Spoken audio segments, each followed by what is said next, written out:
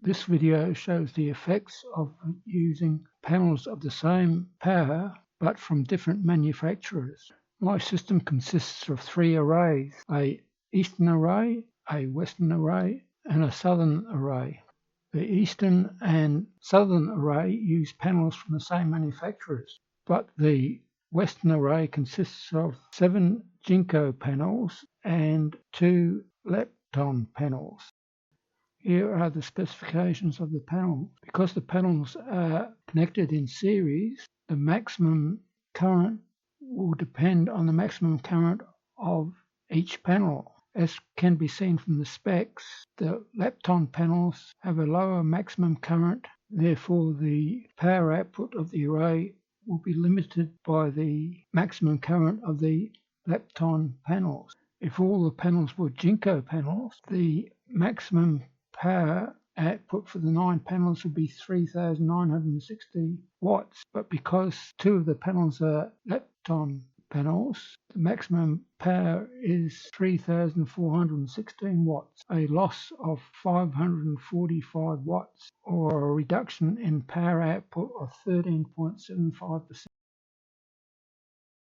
To measure the actual loss per panel, I compared the power output of the eastern solar array panels with that of the western array solar panels.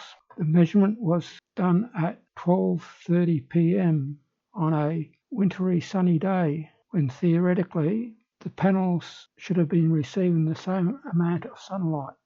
The western array panels produced 6% less power per panel.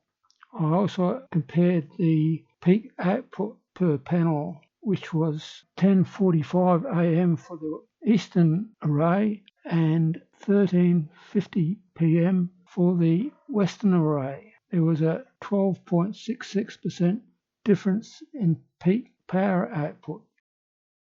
On a slightly cloudy day at 12:40 p.m. there was a 10% loss. On a very cloudy day, the western panels had a 47% loss compared to the eastern panels.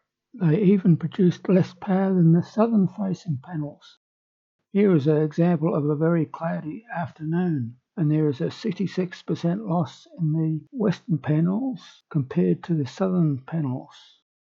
In summary, adding 2 extra panels of the same wattage but 20% less current to an existing array of 7 panels results in a theoretical power output loss of 14%. In actual practice, on a sunny day, the actual output loss was between 6 and 11%. On a cloudy day, the actual loss was about 10%. And on a very cloudy day, the actual loss was about 66%.